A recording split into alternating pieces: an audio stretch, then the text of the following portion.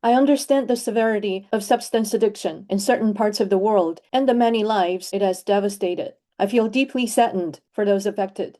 I notice that some people in those regions may see this as an issue that occurs uniformly around the world, but it does not. For example, in many East Asian countries, the unauthorized possession or use of controlled substances is illegal and may lead to arrest and other criminal penalties. Today, I simply want to share two possible cultural factors that may contribute to problematic substance use among teenagers. The first potential factor is the degree of freedom given to teenagers. Research suggests that hyper-individualistic cultures or overly permissive households may grant autonomy too early without providing an adequate emotional safety net. This is not to say that teenage freedom itself is harmful. Healthy autonomy is important. The risk arises when freedom is not accompanied by parental guidance, emotional support, or clear structural boundaries. In households marked by emotional neglect, instability, or other conditions associated with complex trauma, teenagers may be more likely to experiment with substances because of peer norms or as a form of self-medication. Substances can seem to offer relief from loneliness, emotional dysregulation, or the chronic stress associated with feeling unsupported.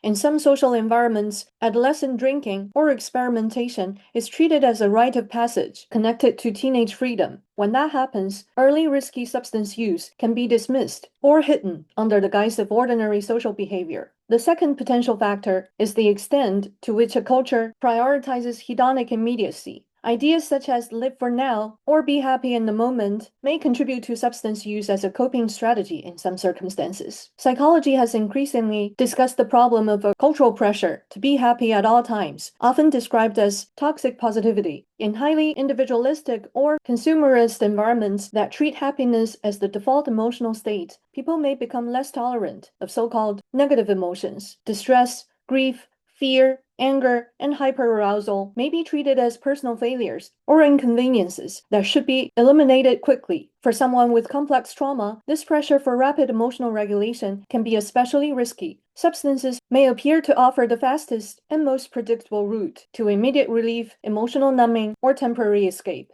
This urge for quick relief can also be considered through psychologist Philip Zimbardo's time perspective theory. Environments that value present enjoyment, spontaneous sensation seeking, and immediate gratification may normalize the idea of escaping into the moment. For someone carrying complex trauma, present hedonism can provide a socially acceptable way to escape a painful past or avoid an overwhelming future through immediate pleasures, including alcohol or other risky substances. Environments that emphasize long-term goals, endurance, and delayed gratification may discourage visible substance use as party behavior. However, they can create a different risk. Traumatized individuals may suppress their distress through chronic overwork, perfectionism, or emotional restraint until their nervous system becomes overwhelmed. In some cases, this may lead to private or behind closed-door self-medication. All of this can become even more complicated for people living with complex trauma. Complex trauma may contribute to a survival-focused, short-term coping style, in which the distant future feels abstract, uncertain, or unreachable. When an environment strongly celebrates immediate enjoyment, that cultural message may align with trauma-driven survival coping. In that state, the long-term risks of addiction can feel less urgent than the need to escape pain right now.